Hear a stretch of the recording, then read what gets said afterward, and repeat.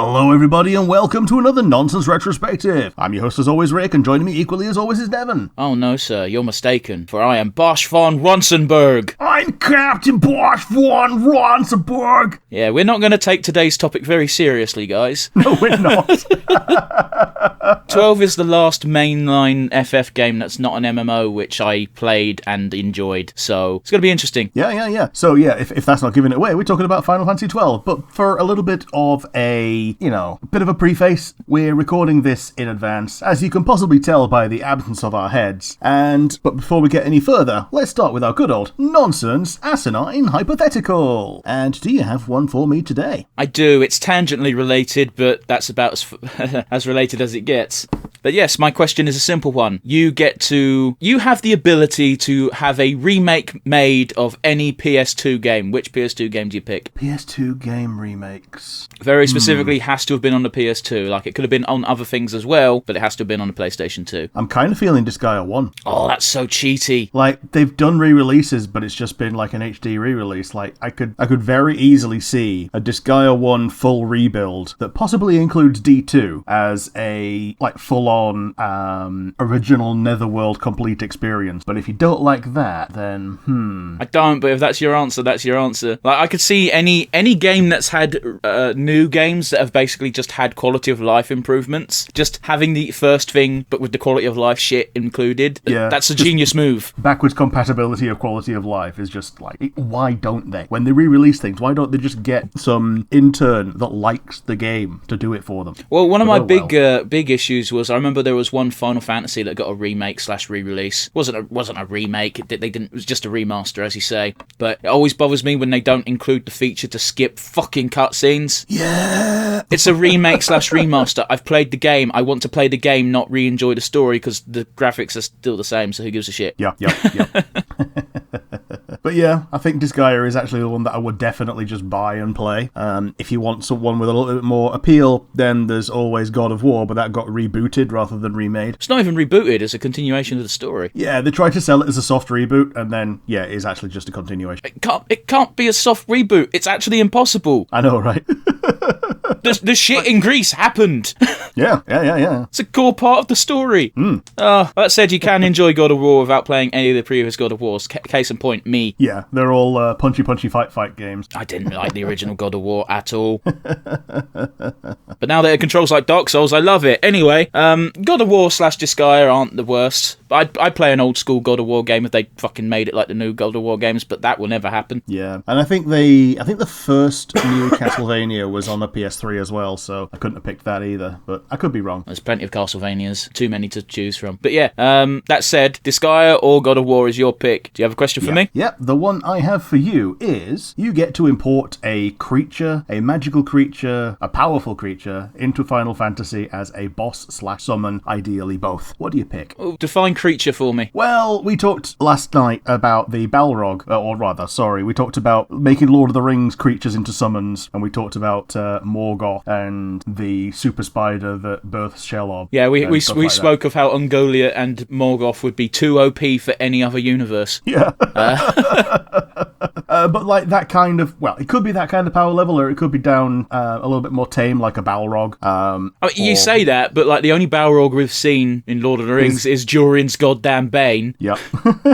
And got taken down by Gandalf, and that's, despite appearances, a pretty close matchup. Yeah, or even going into D&D terms and saying you could pick like a Beholder, because even though they had something like it wasn't actually just straight up a Beholder. What did they have that was comparable? Like, Marlboros looked sort of like Beholders, but I wouldn't compare the two. Yeah, they kind of split Beholder into Marlboro and Evil Eye. Oh, Evil Eye's crap. Yeah. It was a big deal in Final Fantasy 1, where you could use it for XP grinding. You just stand on the panel where it spawns and just kill it. Because it was a boss, and it always appeared there. Right, I got you. Let me see here. So it has to... Are we limiting it in any way, or is it just basically take a thing from something else and put it as a summon / boss in FF? Generally that, but if you have a preference of which target FF it should go to, that's fine too as well. It's just the question's so broad, so I was trying to get you to lower it down a bit, to be honest. Fair enough. Well, the idea is it's meant to be on the same kind of power level as other summons/bosses of that genre. Yeah, but the problem is I've been playing a lot of Yu-Gi-Oh! Lately, so my brain instantly goes to Blue White Dragon, but that's boring. I mean, you can have it. That's just basically Neo Bahamut, isn't it? Pretty much, which is why I said it was boring. But we've not had Neo Bahamut outside of FF7, so... Yeah, but I fucking hated that shit with FF7, where it's like, it's Bahamut, but it's got X, Y, Z, affix. Affix, is that the right word? Yeah. Well, affix, suffix, prefix. Prefix, that's the one I was looking for. But to be honest, I really did like Bahamut Zero. It looked so cool. I would make Khonshu a boss that when you beat him, he becomes a summon. Yeah. So he starts in Kaiju Giant mode as a boss, and then he's just like Yojimbo-sized when he's a summon. So I'd specifically put him in FF10. That's actually pretty cute. Yeah, I like that. Plus, yeah, even in Kaiju size, he's not actually that far removed from the aesthetic of anime, so he would just fit. Yeah, I like that one. Yeah, I had to pull it out my arse a little bit, but yeah, I feel like that would fit. Plus, it's one of those problems where, given an infinite amount of time, we could make a whole podcast based on this. Yeah, but we can make an entire Pantheon podcast. Yeah, but it's one of these. All of these questions are all pulled. Well, the questions are not so much pulled out of our asses. The answers are definitely pulled out of our asses because we need to give an answer in a timely manner. Yeah, I think the only you've asked me one question before, where before the podcast you went, "This is my question. Think of an answer now," because the question's more involved than none. Yeah. But yeah, again, the unfortunate thing is, I work on a bit of a goldfish brain in that. What's the most recent thing I've done? Because that's probably what I'm going to pull from for my answer if it's a hypothetical in the vein of the one you just asked. Yeah, that's why I normally go to Star Wars, because it lives rent-free in my brain. Yeah, and that's why I got a lot of my questions are no Star Wars now. Specifically so you can't take the easy route. Pulling back the curtain, the last one we did was Amphibia, and I specifically said you got to pick a strategist, Grand Marshal, and there was another thing I can't remember, and I specifically said no Star Wars because everyone would instantly pick Thrawn for everything. Yeah. But yep. Today, what are we doing? Today we're talking about Final Fantasy XII, which I think it was the last one that was released significantly apart in the EU zone to when it was released in America. So when I was growing up and interested in this game and hyped for it, everyone in America was already playing it, already completed it, already bored by the time it actually came out over here. So I kind of lost a lot of steam for it. Well, I didn't have access to the internet or news sites, not freely anyway, so I knew fuck all about this game and was actually very disappointed when I first touched it because it is drastically different to any FF game that came before. Yeah, it totally is. This is the one where you got the license board, isn't it? Correct, but I more meant the actual combat system. Oh, yeah. The combat system is very evocative of FF11, where you just look at something, a laser light goes to it to show that you're targeting it, and you basically do MMO combat with things while, playing a single-player game. Yeah, I'll said it before, well, I've not said it on the podcast, but I've said it before in my private life, and I'll say it again. I hate games where you can't control your party members' every action. Yeah, I can understand it for some things, but it does feel better when you've got more granular control. I give Mass Effect a pass because you are playing Shepard, and you can order your allies to do things, but you can't order them exactly who to target at all times, Yeah, but that's different. That's not an RPG, or rather, it's not a turn-based RPG. Yeah, you can direct them, but you can't just straight up control them like you can in Dragon Age. Yeah, in Dragon Age, they have the tactical play mode. If you want to play tactically and control everyone, you can. Yeah, or you can just press left bumper and now you win. Mm-hmm. Or now you're Morrigan or whatever. You don't even need to go into tactical mode. When you hold that button, it pauses combat. Yeah. So you issue order, move to next character, if that's how you want to do it. With Dragon Age being more of a D&D type game, it's a lot easier to just control. I'm not saying it's a bad thing to take away total control. It's not take away control. You can give them Gambits, which we'll talk about later. But, the fact that it is impossible to control everyone at once without making the game take 3 times as long is a bit of a flaw in the core combat. However, I did learn to actually love this style of combat when I revisited the game. So I wasn't a constant shit, never look, it's not worth it. Blah, blah, blah, blah, blah, blah. You say we'll bring them up later, but now actually is a pretty good time to talk about the Gambits. They were a bunch of AI programming rules that you could apply to all of your characters or different characters one at a time. Something something as simple as if HP below 50%, then heal. Yes. Or you could have a full-on decision tree that was like multiple lines long. Yeah, but those were they weren't perfect by any means, because it wasn't like Disgaia's most recent thing where you could actually make decisions trees. If this, do this. If not this, do this. In this, it's you just had the AI is designed to follow the number 1 order first, then 2, then 3. So what you do is you have if HP at 30% cure, but then you could have like 3 different things be programmed after that, and then if HP under 80% do X, but you'd have to have the higher rating above the lower rating, otherwise you'd always do the higher one. I'm describing it very poorly because unfortunately this is an audio only platform at the moment. But yeah, it's really not as complicated as I'm making it sound. It's just it's in fact the reason why I'm giving it a bit of shit is because it's not complicated. It's very simplistic, which is not a great thing to do when you're when you're basically giving your guys commands. Yeah, and they also give you some basic gambits for every character that you earn as well, don't they? Yes. And some of them are more geared towards what that character would be personality-wise. Like I think Balthier's got ones that more suit himself, right? Not really, because you get everyone at such a low level with so limited skills. Like when Balthier joins the party, that's when he explains gambits and how you should get people to use them. And you've got gambit. His gambit is attack nearest foe, and then the second one is if ally HP under XYZ, use first aid. Okay, and that's it. He also says you're rotten if you don't prioritize potions over attacking. Yeah. So actually, yeah, what was another thing. There's a 1-1-2-2-3-3-3 challenge. What? Where the lowest possible level you can get everyone at, you get Varn and Pinello at level 1, and when Balthier and Fran join, they're 1 level higher, and then when Ash and Bash join, they're 2 levels higher. So you got 2 level 1s, 2 level 2s, 2 level 3s. Oh, here's a fun fact. In the Zodiac Remaster, you've got a little button you can press to give you 0 XP throughout the entire game, and therefore making everyone 1-1-1, well, I suppose 1-1-2-2-3-3 if they're coded to be 1 level higher, 2 level higher. Yeah. But it's cute that you get them at a high level when they join, because it automatically makes them just slightly more enticing to try out. I guess, but it's also one of those of life experience. It's a very basic way of displaying it, because levels at that short of a gap mean nothing. Yeah, levels are bullshit. But Balthier's been a sky pirate for at least 10 years, and then you got Fran, who's 50 odd, and you got Ash and Balthier. Not Balthier, sorry, and you got Barsh, who was level 50, but his level has degraded because he's been in prison for 700 years. Yeah, and Ash is literally the queen. Yeah, but she's also been fighting a rebellion for 2 years. Yeah. So, But yeah, I guess the thing that we're really going to start talking about, though, is the characters. So before we get into this, I do want to point something out. Sure. When this game initially was written and made, Barsh was the protagonist. The story is now infamous at this point that Varn and Pinello were not even characters until they got shoehorned in and then made the main characters, because they did some focus testing in Japan and the Japanese audience likes that type of character, the blank shonen, yeah, I'm going to get them type of character. Yeah, it's Link without the green shirt. Yeah. Pinello actually did have some more going for her, but like nearly all of her dialogue was cut. Wait, Fran? Pinello, okay. Yeah, so back when Varn and Bash were rolled into one character, Pinello was more about causing them to have some character development. Okay. And most of her lines got cut. Potentially when they were rewritten to, target Varn as just Varn and not Vash. And they got completely removed, which makes us even more of a flat character. So she basically only gets any characterization worth half a damn in Revenant Wings. Yeah, Revenant Rings is a game I'd played for all of 2 seconds. Because it was described as tactics, but we followed these characters that were nerds, well, not nerds, losers, and I hated them. Speaking of tactics, though, where's the game set? Yeah, it's set in Ivalice, and it's completely unknown as to what the time period is, because I think it's implied that the Tactics Ivalice is really, really far in the past, I guess. It's really hard to tell, isn't it?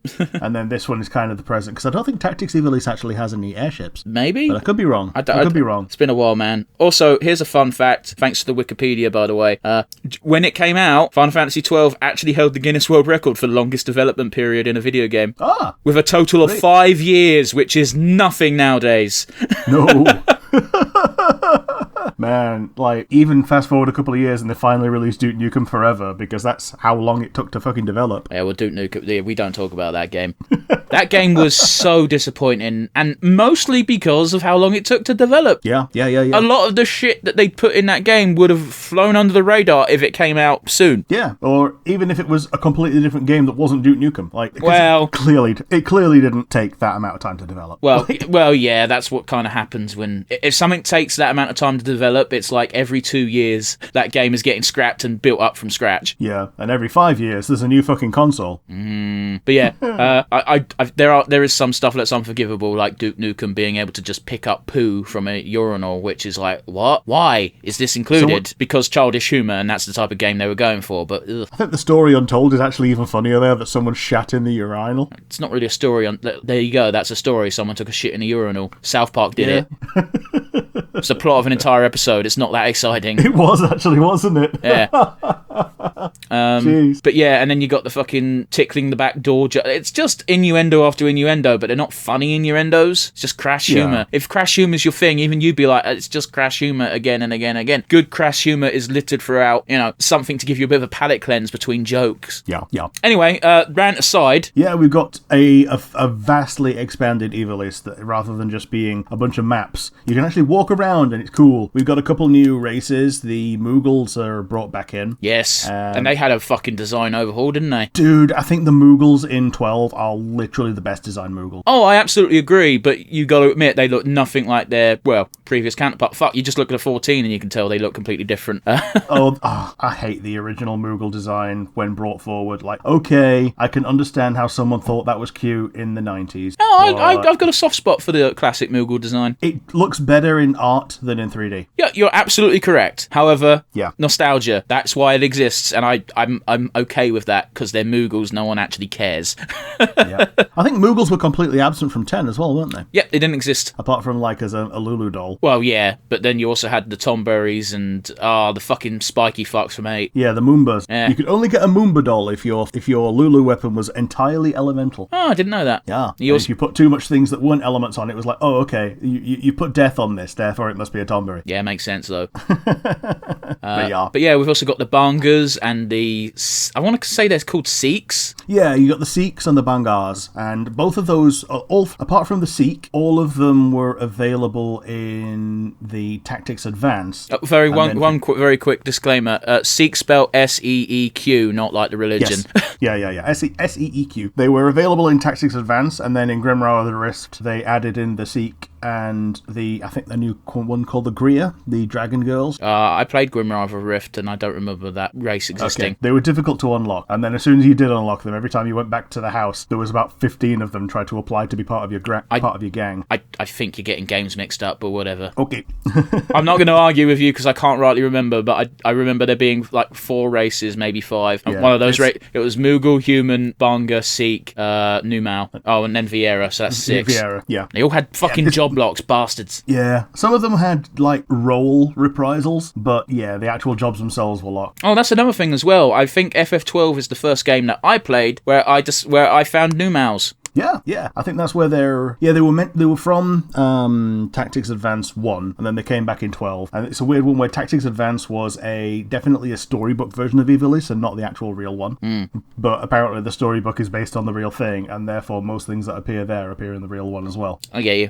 To the point that we also get the summons from there as well, don't we? From where? Sorry, from the original Evilist. Actually, I don't know. I can't remember how much of them appeared in Tactics. I can't tell you. I've not played Tactics. It's on my to-do list. Not the original Tactics, anyway. My Tactics game was Grimoire. Sure. Yeah, the original Tactics. It's apparently a very good game on mobile, but it is pretty much full price. So yeah, because Square's gonna square. Yeah. But yeah, you got your the espers in the game are all named after things out in the world. Some of them are named after like things from human mythology. As many of them as they can are named after Final Fantasy bosses. One of my favourite things is the first one you encounter, at least story-wise. Like if you grind like a motherfucker and do some extra shit, you might be able to find one of the optional ones first. But the first one you have to encounter is Belias the Gigas. Yeah. Which is a fucking sick name. It is, yeah.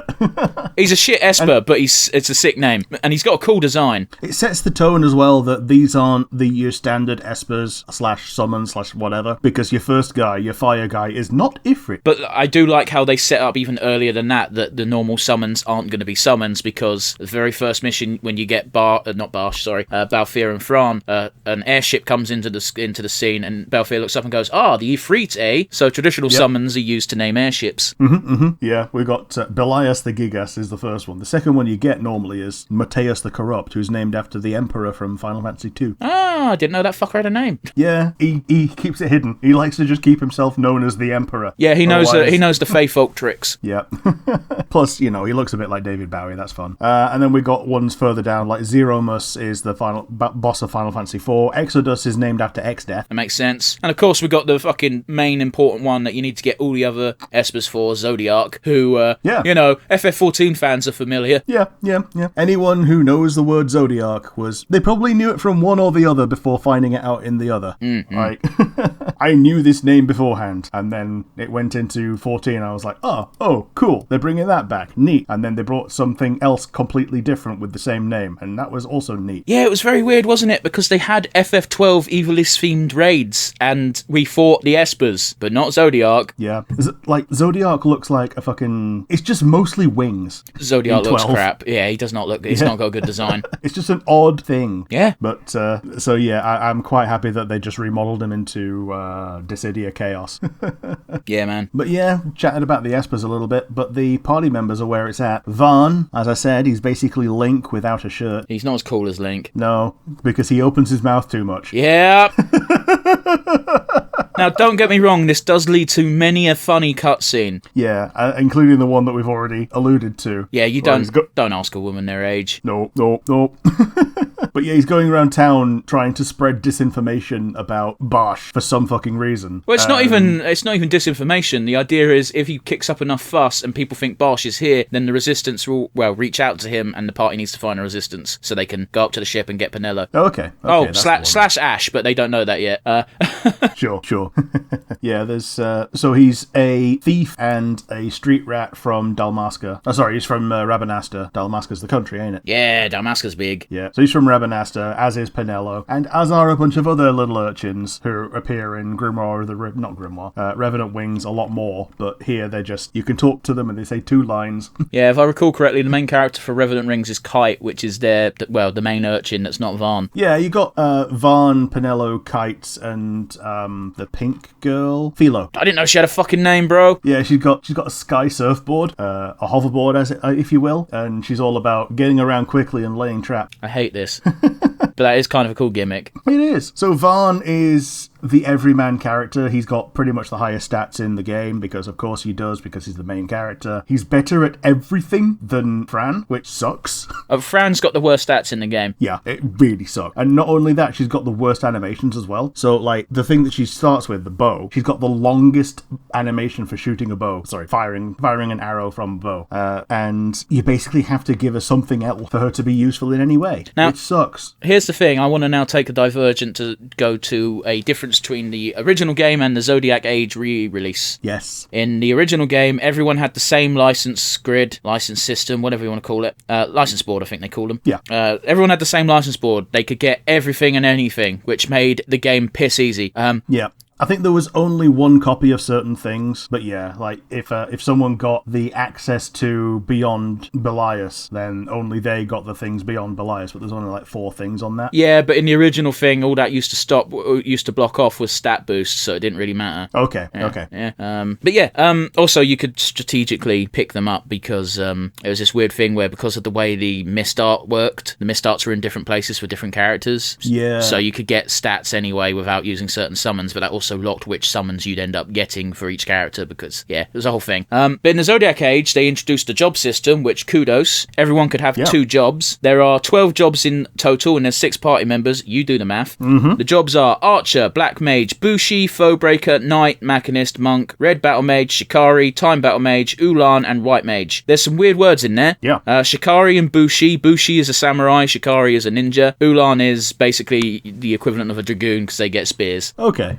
Yeah. But yeah, it's really weird because certain characters have definite archetypes that they're meant to be when you first get them. You've got Balthier, who should definitely be a machinist, and you've got Fran, who should definitely be an archer. However, you get to pick everything. Yep. And you definitely want to make Fran a machinist because guns have set damage. Yeah, they don't use stats at all, and therefore... But they are also the slowest weapon in the game. Sure. So it's one of those trade-offs. It's one of those things where, because Fran's overall stats are just bad, which is really, as you say, sucks, you have to make her a machinist as her first job. Yeah. But yeah, it really does make the game more interesting, limiting skills and abilities and what you can equip. Was there anything more about Vaughn to say? Oh, yeah, there is a Zeroth character. The character that you control right at the very beginning, Rex. Yeah. He's one of Barsh's personal knight, and he witnesses the beginning of the game, which is the murder of Ash's husband. And, he testifies that after getting stabbed, and then he dies. And Vaughn, being his brother, picks up the torch as main character. Yep, it's not a very interesting story, so yeah. It probably took longer to say it than it does to play it. Yeah, like it serves as a tutorial, and it's impossible to fuck up. So, Yep. That being said, you mentioned that you play as Rex. I say very interesting. Something that the FF games do is they do have guest characters quite regularly. In 12, it's no exception. Sure. You have guest party members. So the very first one you get is Amalia, which is just Ash. You get them later, not too exciting. Then you get Barsh during the jail. Then you get Lamont, who's actually Larsa. Yeah, Larsa was a fun one. Like, I had him, I think you get him more than once as well, don't you? You get him like 3 times. Yeah, at the beginning of the game he's called Lamont because he's pretending he's not who he is, and then later on you get him again as Larsa. You also get Vossler, which is the royal guard of Ash, and then the very last one you get is Redus, who is a judge or ex-judge. Yeah. There's 2 Cids in this game as well, aren't there? I only know the one. There's regular Cid, who's an arsehole, and there's Al Cid, who's cool. Well, that's not really... I don't really count him as a Cid, because El Cid. Okay, fair enough. But yeah, he doesn't do the normal Cid things of machines, and the only Cid in it is, like, his name is just Al Cid. I don't count him as a Cid, whereas the other Cid is definitely a Cid. Yeah, he's our very first bad Cid, as far as I'm aware. Probably, unless you count because of your weird logic, Yen Cid from fucking FF10. Oh wait, was his name Yen Cid? No, that was just Yevon, wasn't it? Yeah, what, you Yevon? Yeah, I'm getting fucking confused. Yen Sid's the name of the fucking wizard from Fantasia. Ignore me. Oh yeah, that's Disney spelled backwards. Yeah, I know. But Kingdom Hearts is basically a Final Fantasy. Leave me alone. Yeah. The only other... What else could he consider? The only other Cid that you could consider in any way not perfect, I guess, is the one from 8, because he's married to a witch. Yeah, but he does only good things. Yeah, he does only good things, and when she's no longer under control of an even worse witch, he disappears from the game to basically... fuck her again. Let her have a nice and normal life, away from persecution. Yeah, and you pester her to play cards. Yeah. And she's like, I've never played this game before, and then kicks your ass, and you never talk to her again. Yep. But yeah, Lamont is an interesting character. Yeah. Because even as he says his name is Lamont, everyone in the party gives him a look as if to say, who the fuck are you fooling? And then Vaughn goes, hey, Lamont, do you want to join our party for a bit? Because Vaughn's a fucking idiot. Yeah. Fun fact, Lamont Larsa was voiced by an actual 15-year-old. I'm aware of this fact, yes. Yeah. He did a pretty good job for a 15-year-old. Absolutely. But yeah, when Vaughn reappears in other games, he's normally just a standard sword wielder that just has a few elemental things that you can do. He's set up as a bit of a thief, but he doesn't do that many thief things because that's kind of hijacked by Balthier being a literal pirate who, as a career. Yeah, but like they do establish in canon, like literally in the first scene, that Vaughn is a thief in the sense that he's a pickpocket. Yeah, and then Pinello is basically defined entirely by her interactions with Vaughn. Which sucks because Vaughn is not an interesting character. No. It's one of those things, right, where I shit on 13 a lot because I think 13 is a bad game, and certain people are like, you just don't like Lightning because she's a woman, and I'm like, no, I don't like Lightning because she's boring. Yeah, strong female character doesn't mean that the character can bench press a house. Oh, for fuck's sake, Fang is in that game and she's so much cooler. Yeah, she is. It means one who's written well. Like both of the other women in FF13 are written better than Lightning. Like, for fuck's sake, if the stuff that didn't happen to Cloud didn't happen to Cloud by a third way through the game, Cloud would be a boring character. Yeah. Cloud! is very boring at the beginning. Yeah. And there's that thing where you're playing 13, you're like, lightning's very boring. And you're like, cool, maybe it's like Cloud and she'll get interested. No. Nope. Oh, by the way, the reason why she's perfect is because she's the fucking developer's waifu. Yeah.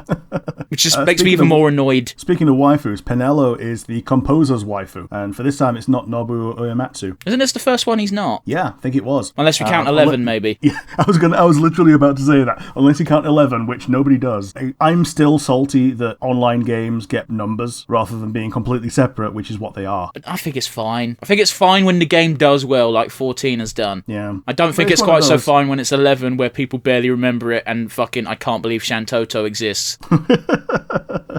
Because she's gimmick, though. Oh, absolutely. She's fucking hilarious in every crossover thing she's in. However, she's also a little shit. Which is part of what makes her hilarious. I guess. I don't like the rhyming thing gets on my tits very quickly. Yeah, and I think the best part is when she can't think of a rhyme, so she waits for someone else to say something so she can rhyme with that. It's a simple trick, but it's effective. But yeah, Penelo is a dancer type. She's also kind of a thief, but not. She just takes advantage of other things that other people steal and then tells them no stealing and then eats it anyway. Yeah, if you're playing Zodiac Age, you will make her your white mage. Yep.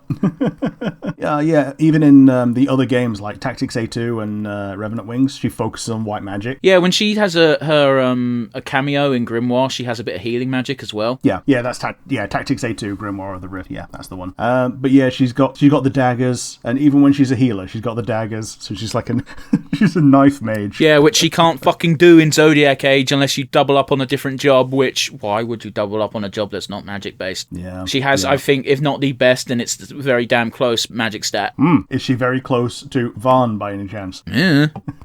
I'm just like Vaughn's going to be a generic as fuck soldier man sword guy. Yeah, soldier man sword guy, maybe red mage. No, double down on melee. I mean, that's what red mage does half the time. No, red mage in this game is a bit different. Red mage is, hey, do you want access to white magic and black magic, but not the best black magic and white magic? Here you go. Okay. Yeah. Because sometimes a red mage is more of a synergist role of, oh yeah, most of the buffs got given to red mage, go. Yeah, well, here's the problem is the buffs belong to green mage. Yeah, and then you got time mage as well, which has got the other stuff. Time mage has got it's weird, isn't it? Because there is actually no green mage class. Yeah, like they put green mage in the tactics games, and it was cool there. Like, I think it was originally Geomancer and then green mage. Yeah, it was green mage in Grimoire. Yeah, right. It's the same idea. It's just whatever a red mage did, the Geomancer does, but with more nature-based stuff, druid stuff. Okay, yeah. Well, that's not buffs. What green mage is. Green mage is debuff. It's No, it's debuff. Just debuffs. Okay. Yeah, it might have buffs as well, but it's mainly about debuffs because they're really crap early on because you've only got blind. Yep.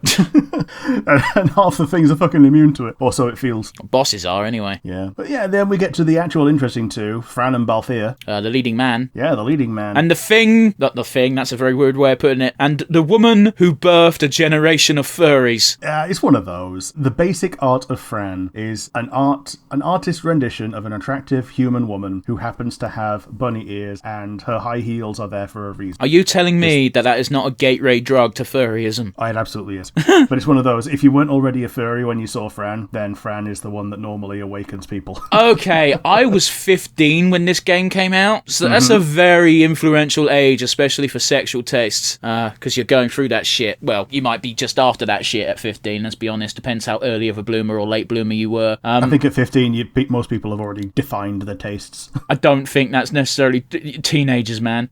They see something and they just start jacking. But yeah, there was more than one occasion I definitely remember of realizing that, these pixels are very attractively arranged, and very quickly realizing, if I open a chest, it pauses everything. If I make Fran the main character and angle the camera just right, I'm just saying, they succeeded in their goal of making this character attractive and appealing. Yeah, and she also has a secret Bum Bum village which you get to go visit at some point. Yeah, but it seems that the other Bum Buns don't wear quite so revealing an outfit as Fran. Yeah, I think they basically just wear something similar but white. Well, then you got the Guardians that wear proper fucking plate mail. Yeah. Although they still have the fucking crotch fucking thing that bunny suits do for some reason. You know what I mean, though? It's very weird looking. Yeah, plate mail, and then just a onesie crotch, and then the armor starts again from the thigh. It's it's so bizarre looking. Just show off the hip for anything to come in and just smack you in the hip and take off your leg. And considering the creatures considering the creatures in Gulmore Jungle, that's a perfect height for something to get an attack in. Yeah. Although I think what it's meant to be is to be flexible for if they want to drop down on all fours, because we don't see it happen very often, but they do. Only when they're enraged. Yeah, when they go feral, they drop down on all fours. So having something that doesn't restrict you and is not going to make them instinctively just strip is probably a better idea. I disagree. Okay. Have you seen how flexible armor can actually be? Well-made armor, yes. Well, considering they don't have that many guards, they could probably afford to do well-made armor to fucking do that shit. I realise hey? You say afford, but they're literally like a hermit village. So if they don't have the technology for it, they just won't be able to do it. They would cut that. When it comes to the village's protection, it seems to be the one thing they properly invest in. I don't see why they'd let it slip. Yeah. They're not intentionally cutting corners. Anyway, my point was going to be, before you interrupted, that I realise I'm criticising this when look at how Vaughn fucking dresses. Oh yeah, he's got his chest on full display at all times. And his legs. And his legs, yeah. The idea for that is that he's from a hot place. Yeah, and then he goes elsewhere and he doesn't change his fucking costume. Even in the ice. Yeah. Now, I don't want to criticise, but Lord of the Rings The Third Age came out before FF12, and I'm just saying the appearance of your characters changed based upon what equipment you equipped. And it bugs me that other games didn't adapt to that. I think part of it is, for Final Fantasy in particular, they want to make it so that a character's design is the character's design. Yeah, well, I don't like it, is what I'm saying. Yeah, fair enough. They have design choices, I understand. I disagree with them. But yeah, Balthier and Fran are basically Final Fantasy version of Han Solo and Chewbacca. Yeah.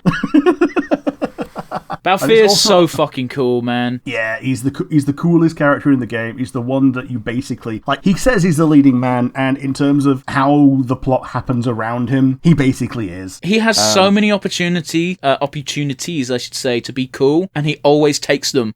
One of the very early on things that cemented him as a badass in my mind is when you're in Nalbina prison. Now, up until this point, if you played the base game, he's only used guns. Yeah. So you're like, well, we're fucked. He gets into a brawl with 3 Sikhs and wins. Yeah, and another thing is he's essentially Vaughn's, not quite mentor, because he's not trying to be, but he's very, very definitely what Vaughn wants to be. Yeah, Sky Pirate with a heart of gold. Yeah, and he shows Vaughn the way. This does continue the trend of the time of making pirates cool again. Yeah. Because this was not too long after Pirates of the Caribbean. Well, actually, probably not long after the trilogy finished, I should say. I think it was actually in the middle of it, so, like, they'd had the first movie, and it was, like, between the second and third. Well, I'm going to look this up now. I'm pretty sure Pirates World's End came out in 2005. Apologies for the tippy taps. Okay. But while we're doing that, I got the game on I got an American version of FF12 Basic for the PS2, and this was at a time when I bought a PS3 in America so I could play American PS2 games as well, because the PS3 at that time didn't have any games. And as soon as it had a bunch of games, that's when I basically lost interest in FF12, which is a shame because I never finished it. Okay, I didn't hear any of that because I was reading. Yeah, it's fine. That was to fill time. 2007, so World's End would have came out the same year for us anyway. Okay. That FF12 did. Fair enough indeed. But FF12 did come out in 2005 in the States and Japan, so... Yeah. So between the first Pirates and the second and third. Oh, well, now I've got to see when fucking Dead Man's Chest came out. I think it was just a year before. Yeah, I do as well, because I think they filmed those films simultaneously. Yeah, they did the Lord of the Rings things of filming them all together, then releasing them one year after another. Yeah, 2006 for Dead Man's. Sure. Yeah. What a useful tangent that was. But yeah, Balthier and Fran could have had their own game, but they didn't. It's even worse than that, because in Revenant Rings, they implied that they could be involved, but they've given the stroll to Vaughn, so everyone lost interest immediately. Yeah, and then they just reappear later, try and take the stroll back because Vaughn's been fucking around, and then they just join the party. I didn't even know that. I didn't get that far in Revenant. I think I completed it, and there's very few things that I remember about it. Not a good sign. But then again, it was in the era where I was playing every DS game that I could lay my grubby mitts on, so... DS was a good console. Yeah. And then then the final two characters, Captain Barsh von Ronsenberg, and Princess Ash. Ashalia Benargin Dalmaska. Yeah, that's the one. Yes, Barsh should be a foe breaker. Ash could be anything because she's not great at anything, but not bad at anything. But you want to make her a red mage first. Sure, okay. Yeah, Barsh is your Gur-Arg strength guy. Yeah, foe breaker gets axes. Yeah. I think I gave mine a lance when I was playing, but that's just because I had a reasonably good lance early on. I'm glad you brought that up, actually. Yes. This is the first game ever that I played that I consciously found out that they had an ultimate weapon in the game, and in order to get it, you had to buy the guide. Yeah, because a very easy way to lock yourself out of it is to open the chest at the beginning of the game. I think it's like it's either the first or second chest that you come across. Not quite, but it's one of those where there are 4 chests throughout the entire game you cannot open. 3 of them are in Rabanasta. Yep. And if you open any of them, then the final chest that's meant to contain the Ultima spear, the Zodiac spear, I think it is, wasn't it? Zodiac spear, correct. Yeah, it just contains like a phoenix down or some shit. It's actually bullshit. Now, me and Rick would not have had to have gone through this heartache because by the time the game came out in our neck of the woods, people had already written their own guides and said, hey, don't buy the guide, this is what you want to do. One of the chest that isn't in Rabanasta, by the way, is one random chest in a square of 16 chests. Yep. It's bollocks. There is no indication in-game that you should not open these chests. Yeah, wasn't it that throne room? Not throne room, the treasury where Vaughn's just gone in and he's like a kid in a candy store just opening chests. That was a cutscene. Was it because of a cutscene? Okay. Yeah. I know for a fact one of the chests is just outside of old Dolan's house. It's not called Dolan, he's called something else, but I can't think of him as anything other than Dolan because of the super best friends. But yeah, and you have to go to him multiple times, and there's just a chest opposite his house taunting you. You're gonna see it, and you're gonna go, "Oh, I'll open that," and it's like a remedy or something. It's not good. Yeah, but early game, you can use every little thing that you can get until you can actually farm properly. Yeah, true enough. Like you don't have to go that far out of Rabanasta to get the super farming death thing. The super farming death thing is not until you get to the ice place. Is it not? I'm pretty sure there was one in the sands. Well, there might be, but the one the one that I used was one where, because of the Gambit system, you could just leave your console on overnight and it would farm infinite zombies that spawned because of a rare mark. Yeah, that was down in the it was like some tunnels, weren't there? Was it like railway tunnels or something? You're talking about the one that I'm talking about? Yeah, the console on overnight was railway tunnels. No, the one I'm talking about was in the temple where you got the ice esper. Okay. Yeah. Okay. So it's a fair chunk of the way in the game. But yeah, if you got the right gambits and you got enough healing, if you've got enough mana potions or whatever, then you're good. Well, because the creature doesn't actually do that much damage. The only reason the creature is a problem is because he inflicts doom. But if your gambits are set up properly, your character will throw a phoenix down before it goes into you need to swap leader. Plus, because of decoy, it was ridiculous. Barsh von Ronsenberg has another little secret. He has a brother. Yeah, I've forgotten his name. Gabranth. Yeah, Noah von Gabranth. Yeah. Not just you said identical, did you? Yeah, I think they're identical twins, yeah. Yeah, they are. In fact, the only thing that really distinguishes them anymore is because Gabranth cuts his hair. Yeah, and Barsh gets a scar. Yeah, true. Rex, the reason that Rex fingers Barsh as the murderer of the king early on is because it's Gabranth and they look literally the same. And Barsh doesn't even know that Gabranth is even alive anymore. And we talked about Barsh quite a bit, so let's talk about Ash. She, like we said, she's the princess. She's married to the king that got killed at the beginning. I think he's a prince, technically. Oh yeah, they are still prince and princess, but they were meant to become king and queen at some point. Yeah, and it's the first time we saw wedding chocobos. Yeah, I forgot about that. Yeah, it's only for a brief amount of time, so don't blame you. What was his name? Rassler? I think it was, yeah. Rassler sounds about right. He's so not important to the plot. He could have been called anything. It doesn't matter. He doesn't have any lines. No. all he is the source of Ash's sadness. Yeah, you're not even wrong. But yeah, I had such a thing for royalty in this game, because when I was a child, I had a crush on both Larsa and Ash. For real, hard, man. Man, it's okay, because you were also 15. Literally, exact same age. Yep. But yeah, she's a bit of a brat to start out with. A bit. However, I wouldn't even call her a brat. She was just straight up nasty. Yep. Although, that being said, you can forgive it. Oh, totally. And yeah, she wears like it's a cut down costume of armor. Like, again, it shows thigh, it shows belly, it shows shoulder, but like the legs are armored at least. Like, she's gone out of her way to wear some armor, just also to remain fan service specific. The annoying thing about her costume is it looks like they took her wedding dress and literally just put some metal on it. Yeah, I see it. It doesn't look very good. I don't think she looks better than Penelo, but that's not a very high bar. Of course that's not a high bar. That's like saying she looks better than most of the NPCs. Yeah. Penelo's outfit is crap. Penelo's trouser shoes look like a My Little Pony cosplay feet. Ugh. Thanks for putting that in my mind. It's like you've got legs with no feet, they just end in circles. No, I know what you mean. Yeah. Oh, goodness. Poor Penelo. Yeah. I think the culmination of Ash's character development is when she gets offered the title of Dynast King and she's like, no, fuck off. Yeah. Because she's being offered it by the Ocuria, which they're above the summons. They're like the actual gods of the setting. They've conjured up an image of her husband to give this to her, and she sees through it because it's obviously bollocks. I also really wish these creatures didn't show up in the game because it kind of ruins a lot of the plot. Kind of, but I think the one part the way they do it well is that they show Sid talking to himself and he looks like a crazy person. Then later on, when you're able to see the Ocuria, you actually see that he's talking to an Ocuria and being coherent. Very interesting what this one's name is. Which one's that? The evil one, Vanar. Oh, okay. I thought that was basically just for Vayne. But yeah, Vanar is the rogue Ocuria. Yeah, but he starts with Sid. Okay. Starts with Sid. When Sid gets beaten, he goes, all right, peace, bitch. Yeah.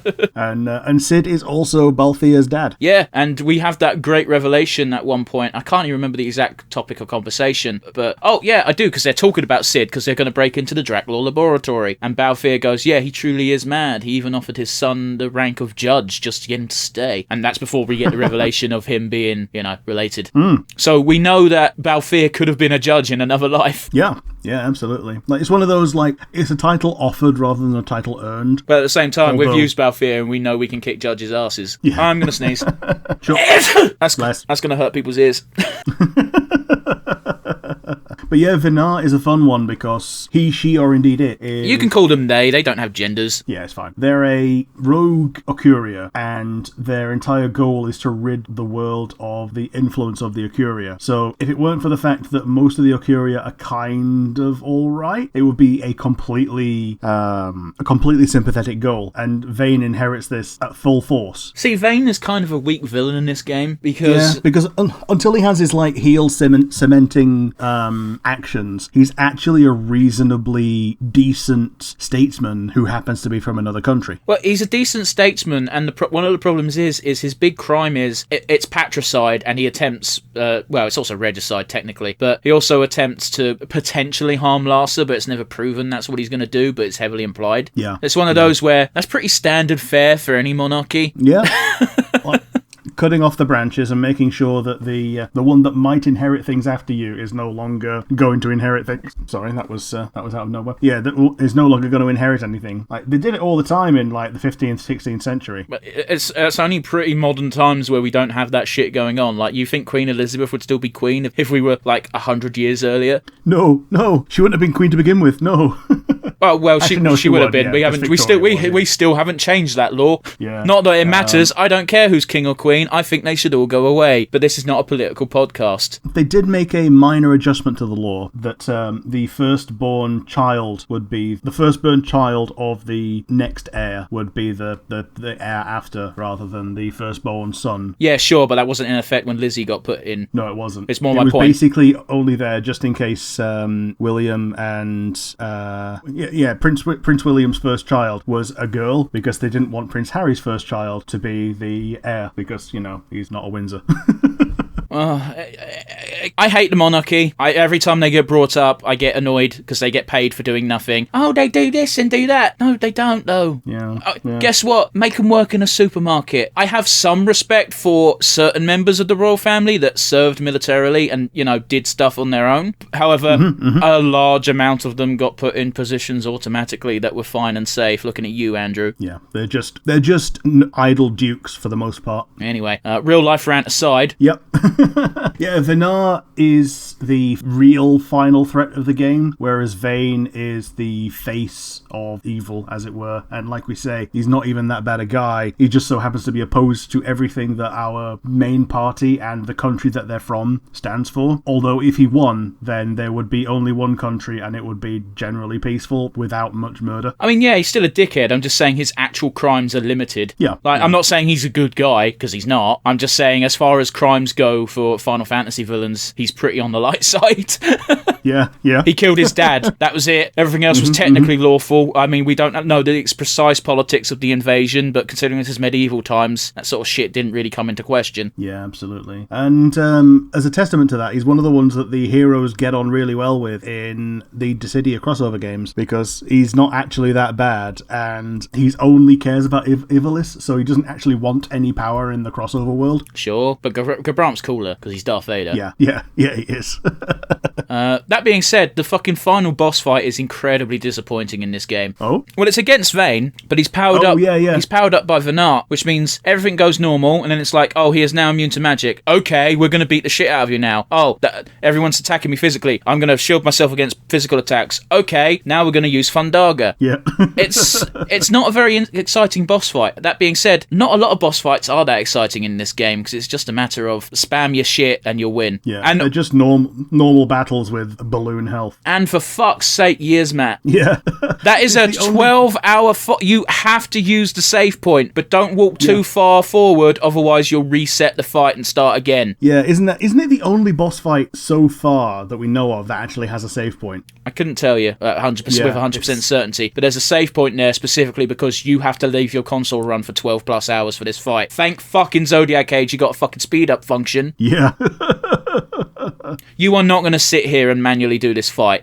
There's no point. There's no merit, which is another flaw of the FF12 combat system, in that if you set your gambits up properly, you don't get to play the game. It's it's a catch-22. You want to play the game so you don't have gambits on one of your characters, so you can have some sense of control, but then you're also wasting your time by playing the game because you don't actually have to. Yeah, I mean, I fell into that pit with Disgaea 6, that if your dudes were strong enough, you could just put it on auto battle, and it just felt like even the story battles that were new, you might as well just auto battle because they made the maps so simple that you could just power through with numbers. You're absolutely 100% correct on that front. However, I play Disgaea games weird. I don't grind properly until after I've beaten the story. Okay. I grind to the amount that the game expects you to grind to, because it's very minimal to just beat the story. Although, that being said, I did make one super sword because the game you could just put on idle very easily. You don't even need to use their fucking choice-based automatic system. You could just fucking brute force that shit very simply. Yeah, you can put it on super simple and just, like, you Bitcoin mine for weapons and levels. I really hate the fact that you worded it that way, but it's an accurate statement. Yeah, you're just leaving the thing on, using your battery and your power just for numbers to go up, and you're not actually in control of it at all. And you feel good. Yeah, and then you reincarnate and you do it all again. If you didn't have to reincarnate so many times to be actually decently powerful, then yeah, it would matter a bit more. Yeah, and then you get the hurdles where, oh, let's unlock the next dimension, and oh, your level cap goes up by another 2 digits. It's one of the few things I hate about Disgaea. But then again, at the end of the day, once you've beaten the plot of Disgaea, which are usually pretty fun, the game is just a grinding sim. Yeah. It is for proper autistic nerds, and I don't mean that in a disrespectful sense. It's just that seems to be the target audience for that shit. I mean, yeah, I went out of my way to buy every other Nipponichi software thing that I could find after I played Disgaea 1. Disgaea 1's the one I haven't beaten because, again, I really don't like it being a one-unit game. Yeah, like, at least I had a core of, like, 3 or 4 people. It was, like, Lahal, a cat girl that I created. I feel like we're getting off topic. Yeah, my bad. Gabranth is the one that we've talked about a little bit with other people, but he is his own character, obviously. He's Barsh's twin brother. He's Darth Vader, and he's the only one of the judges that's worth half a damn. Like, the other judges exist, but... We do have that one judge we never encounter in game that gets killed in a cutscene and makes Gabranth the big sad. Yeah. And she gets killed because she wanted to protect Larsa. It's a really confusing cutscene. Yeah. Like, I think what her dying words are forcing Gabranth to promise to protect Larsa, which is what ultimately makes him have his last-minute face turn. Okay. Something like that. It's been a fucking while since I played FF12. That might be Judge Drace. That sounds correct. She's the only female judge that gets a name. Yeah. I'm looking at them, and the next one looks like Gideon Ofnir. That being said, as an aside, all of the judge armor is kick-ass looking, design-wise. Yeah, and it's also kind of cool that they all get individually unique helmets. I think that's so that they can tell them apart. Yeah, because otherwise it's just stormtroopers again. And I think there's some bullshit deep lore where the judges aren't supposed to actually take their helmets off in public. Although that fucking rule gets flouted all the time. Oh, totally. Although then again, it could also probably be argued that every time the judges take their helmets off to fight you, it's like, who cares? You're going to be dead in 5 minutes. And the fact that they're no longer a judge once their helmet's off. Is that true? Like, I think it's one of those where when you're in full armor, you have the rank of judge, and if you take it off, then you're just a person. I don't think that comes up in game. Okay, I might have read that somewhere, and it might have not been an official source. I get you. So, I also read a lot of fan fiction. Yeah. And yeah, we did touch a little on Moogles. Mont Blanc is here. He's in the guild. Yeah, Clan Centurio. Yeah, and he looks cool. Which, by the way, is their go-to clan name for every fucking monster hunting guild in every game. Going forward, yeah. And yeah, like we say, Moogles have the ability to hold things in this universe because, you know, they actually have hands instead of just nubs which things stick to. Yeah, we don't talk about the nubs. Powerpuff Girls logic. Don't someone... Oh, that fucking meme, man, of zooming in on the Powerpuff Girls' hands and they've got like little spider hairs on them and that's how they touch and pick up things. It's super disturbing. Yeah, and Pagamnon is the Bangar poster child. He has a crew of additional Bangar. They have a little crew and... Yeah, they're headhunters hunting for Balfir. Yeah, they show up basically as Team Rocket. Yeah, although this Team Rocket will kick your ass the first time you fight them if you're not prepared. You can, in theory, beat this first encounter. However, it's very difficult, especially seeing as Larsa immediately pisses off. Yep. In Revenant Wings, you get to put a shock collar on Pagamnon and just recruit him. Can you? Yep. I don't remember that. Really early on. Well, I don't remember that. Okay, it's relatively early on. Oh, wait, sorry, Revenant Rings. I thought you said Grimoire. Ignore me. Oh, yeah, my bad. No, my bad. I misheard you. But yeah, and you get to play as him in that, so that was fun. Yeah, it would be. Like, he's got a cool design and his crew are cool. Yeah, and they make a little mini cameo in 14 as well. So Pagamnon actually becomes a boss. He becomes Yzmat, which makes no sense. Yeah. Yzmat. Isn't Yzmat just like a fucking middle boss as well? No, Yzmat is the end one. As the end boss of that one particular middle section, okay. He's the end boss of that raid, which I think is the second of the 3 raids. Yeah, raid 2. Yeah. Which no one does after the first time, because it sucks. Not by choice, anyway, yeah. Those raids suck. I've never gotten it on the roulette, thank fuck. I've gotten Thunder God many a time, but Thunder God at least is fun. Yeah, at least it's interactive. Ultima the High Seraph, which is also a summon in this, is the final boss of the final of one of the raids, and she sucks. She's not that hard to beat, though. Her mechanics are very simple. Yeah, but you need, like... It doesn't take a lot of people not paying attention to wipe and annoy everyone. That's absolutely true. However, if you've beaten Thunder God... Yeah. it should be a victory lap for Ultima, the High Seraph, because she just uses mechanics from before. But yeah. And I think that's pretty much it for characters. Can we think of any others? We never actually touched on Redas or Rossler. Or Vossler, I should say. They exist. Vossler very early on is a very early guest character that is a beast compared to the party, and it makes his sudden yet inevitable betrayal all the harsher. Yeah, because you know exactly how powerful he is, but apparently he doesn't level grind, so he's what? He's basically the boss of Act 1, is he? More or less? He might be if you didn't immediately have to fucking fight someone straight after. Okay.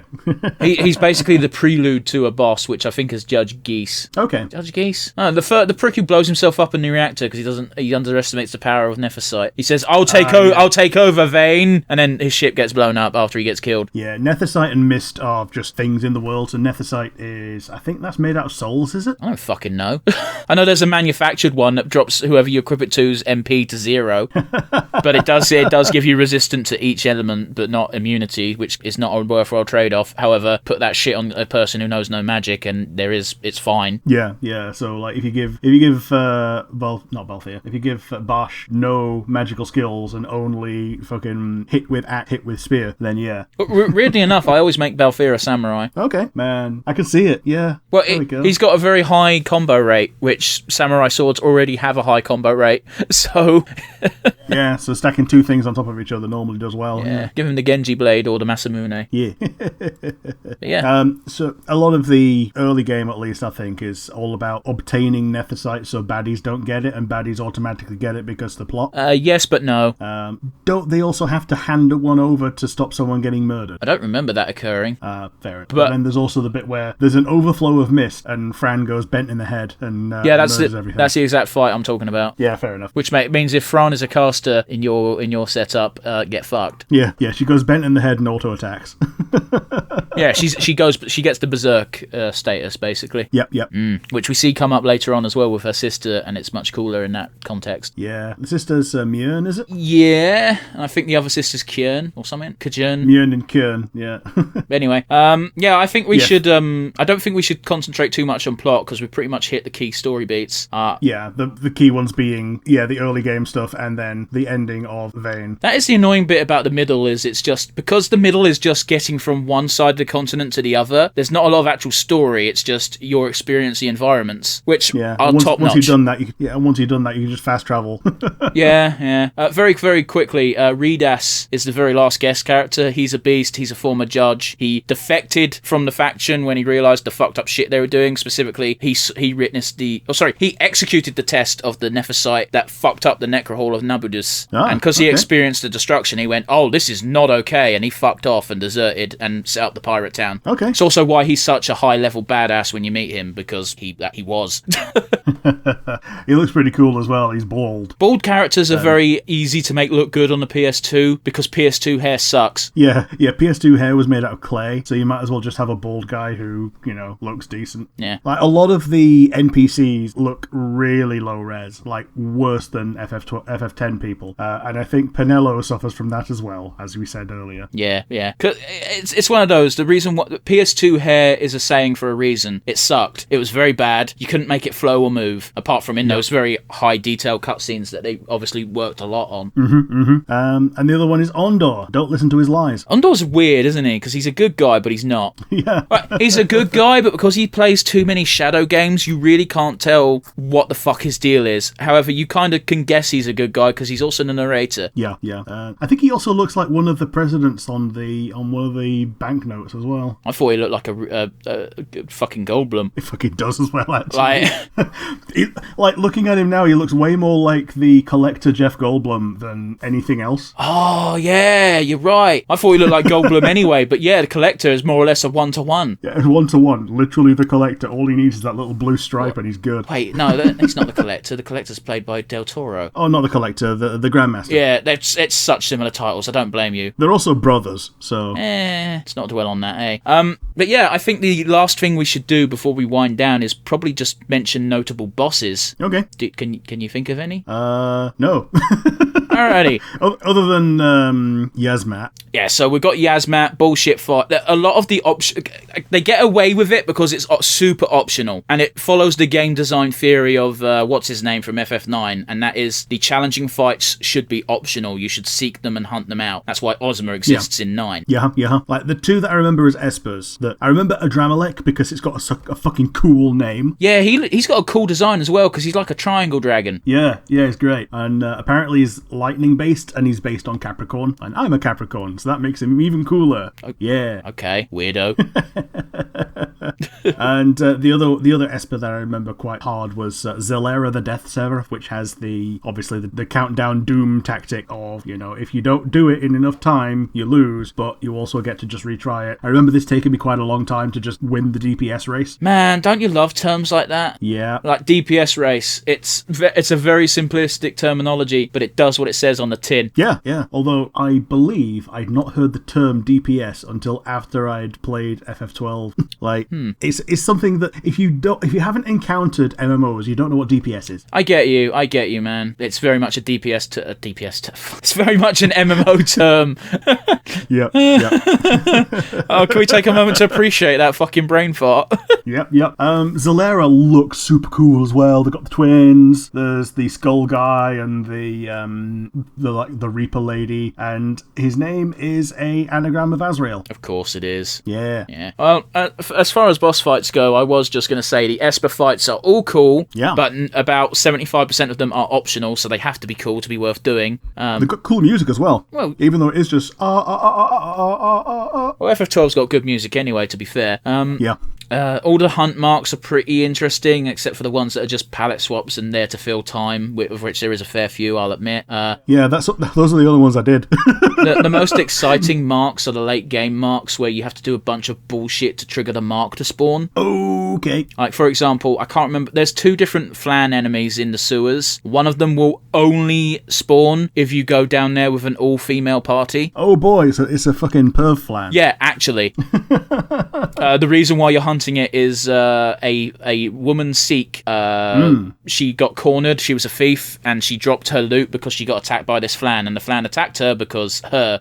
Yeah. So the only way to get it to spawn is to have an all-woman party. So you have to have Ash, Penello, and Fran as your front line. However, you can also immediately just tag out, so it doesn't really matter. However, if you're smart, you'll always have the party more or less evenly leveled. Yeah. Because otherwise, you'll get into a situation where you're level 20, your backup party's level 8, level 20 front row gets wiped completely, and you're stuck with level 8s. Yeah, because they didn't have bleeding experience in this one, did they? No. They did have bleeding license board experience, which is fucking dumb. Yeah, but also good, because otherwise your characters would be completely useless. I mean, they still are. One hit and they die if you don't level them up. Like, if you just grind them up in levels a little bit, then getting up a few levels gives you a lot of health, from what I remember. It doesn't give you that much. Most of your health comes from the license board, I guess. Fair enough.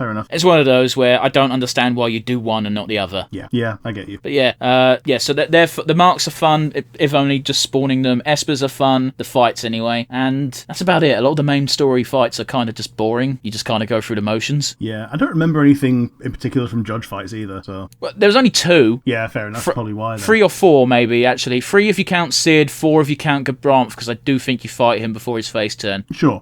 But yeah, they were nothing. And again, one of the big things with boss fights in this game is when they did their big attack, the ATB, everything would freeze while they zoom in on the person doing a 2-second animation, and nothing would happen apart from that for that 2 seconds. And all it was is, oh, you've reached this health limit. Cool, congratulations. Here's a massive blow of damage / status effects that you can't avoid. Yeah, that really sucks in Defafu, but at least you got things to deal with it. You also know turn order in fucking Defu. Yeah, true. But yeah, probably now's a good time to wind down, yeah? Yeah. So, from FF12, do you have a favourite moment? Fuck. Oh, that's... Oh, because of the way this is edited, you're not going to appreciate how long I've just been silent for.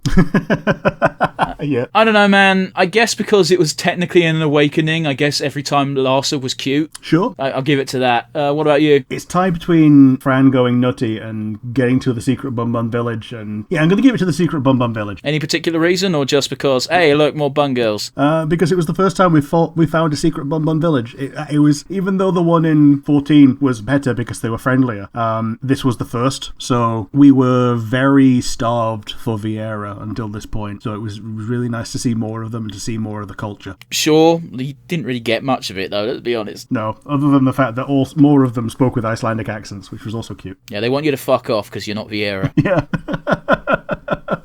But we can't always talk about the best stuff. We sometimes have to talk about the not so good. Do you have a weakest link? Oh, wow. I'm very torn. There's just so many. I liked FF12 as a whole, but it did have its issues. I think one of the biggest issues I already touched upon was, I'm gonna give it my weakest link. The license board when the game originally came out, just being everything for every character. It meant there was no reason to ever not wear heavy armor. Yeah. During the fights where the gimmick was, oh, the thing is flying. Oh, that's fine. I'll just change all my characters' weapons to bows. Now I can attack them without any issue.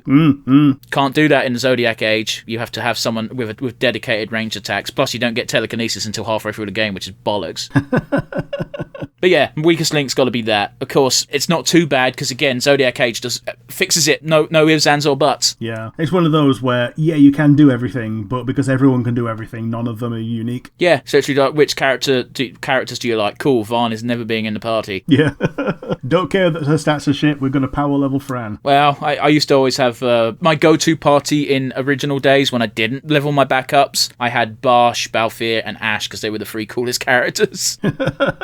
Yeah, I think I had similar, but actually I can't remember what my third was. Like, I assume it was Barsh. Balthier. Oh, well, it must have been Balthier, Barsh, and Fran. I definitely had Barsh and Fran, but I don't know whether I actually had Balthier in my main party. It was normally between Balthier and Ash. Well, yeah, no shit. Of course it would be. I don't know why they didn't just make it a 4-player game and just have those 4 and skip the other 2. Well, by all indication, that's what the plan was meant to be. But anyway, I'll have to throw the question back at you. Weakest link for FF12. Well, I just alluded to it in my last sentence, but make it a 4-player game and just have the characters that are good. The weakest link for me is the street urchin pair. It does really irritate you when you learn the news that actually Varn and Penelo were not meant to be a thing. Yeah, and there's so much fucking attention given to them in the beginning of the game, and it makes sense that very little attention is given to them later, apart from Varn just being an idiot. Yeah. And driving the plot by holding the idiot ball. Yeah. He's just like, everything that was shit about Tidus that you could understand is worse about Varn because he lives in that world. Yeah. Yeah, Varn's just shit. Pelelo's not much better, but at least she's not the main character, so she gets a bit of a pass. Yep. But after everything, do you have an MVP? Environmental art team. Sure. Every single environment in this game was pretty as fuck, even on the PS2. It was all unique. It was all awesome. I say unique. Like, obviously, you can only be so unique with jungles and beaches and stuff. But, you know, it felt different enough to be a foreign world, a world that is not Earth. Yeah. That being said, slap on the wrist to enemy design who just palette swapped everything. Yeah. Oh, you have an Alaroon? Cool. That's a cute little enemy to find once. Oh, you have a rotten tomato. Oh, guess what? It's fucking Alaroon, but red. Now it's an onion. Now it's purple. Yeah. I think there was an animation back in the day of someone showing the bestiary, and it was just like, here's Wolf but grey. Here he is red. Here he is in a top hat. And that was all. That's it. How many wolves are in this game? All. Yep. Anyway, I know I already gave my weakest link, but, you know, shame. How can two teams working on similar subjects but different be so far apart? Anyway, apologies for that mini one. How about you, Rick? MVP, buddy? I'm going to give it to Hitoshi Sakimoto. He's the composer. He picked up the torch from Nobuo Uematsu. He's not done a perfect job, but generally the music is banging, and it's a nice way to, you know, really pass the torch, because Uematsu's currently in his 60s. He's not got long to go before, like, most retirement ages. A lot of the time, obviously, things go on and people keep working, especially when they love their job. But yeah, we needed to pass the torch, and this was a good time to do it, and it was a good person to pass it to. Absolutely, man. I've got no complaints in the musical department, really. I think the overworld music is great. I can't remember much about the music during cutscenes, but who cares? It's not the focus. But when you're traveling, like the Dalmasca Westersand and Estersand music, that sort of stuff, it's great. Yeah. And the battle theme is awesome. Those are the two main themes you need to nail for a Final Fantasy game, and he did the job. Yeah, and the thing is, the fact that you don't remember any of it being, like, actually bad is also good, because it means that it blended in with the high standard that we already come to expect. Absolutely. But yeah, I think that's going to be about it from us for today. If you liked the video, you can leave us a link down below. Not a link, shit. Comment.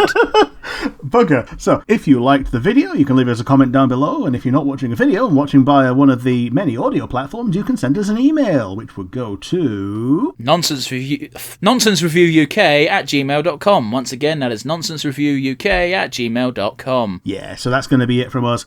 So, keep yourself safe and keep yourself happy. Were you going to do the outro again? Yeah, I fucking was. How silly. It's okay, we're both fucked up today. It's up to you if you want to leave that. Oh, I absolutely am.